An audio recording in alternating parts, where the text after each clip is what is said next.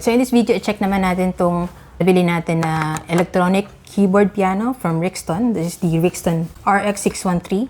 So this one, meron siyang 61 keys, no? Good to for beginners kasi hindi naman siya ganun kamahal.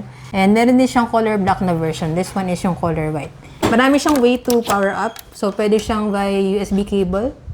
And then aside from that, meron din siyang free na adapter. So pwede rin siya direct sa mga outlet.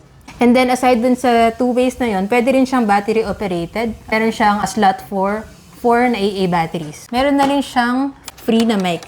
Yan. Pwede niyo siyang i-connect dun sa likod ng keyboard. Meron din siya kasama na ganito. Ano siya, connector siya kung gusto niyo siya i-connect sa sa mga speakers. Yan, pwede.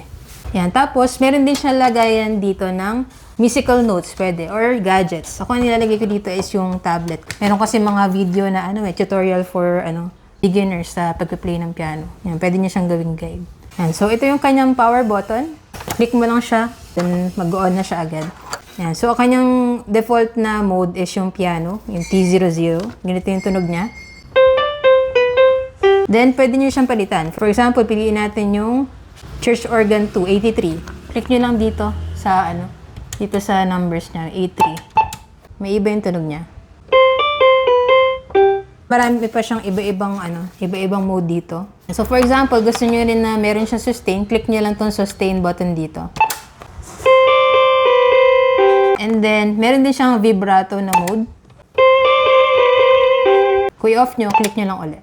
And then, pwede rin lakasan yung volume niya. Dito, volume up. Pwede hinaan. Yan, depende sa inyo kung gaano kalakas yung gusto nyo. Tapos, meron din siyang drum na, na sound effects.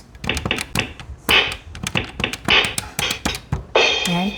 Tapos, kung gusto nyo maging maging animal sound siya, pindutin nyo lang tong change fill in.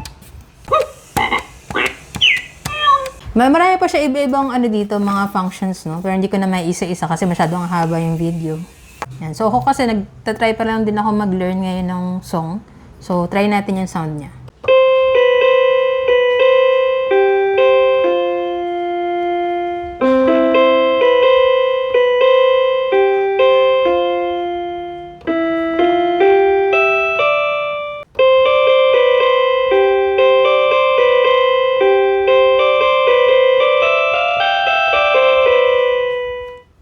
So, yun lang sana nakatulong tong video. And if you have any other questions about this electronic keyboard piano, just let me know in the comments and follow for more tech content.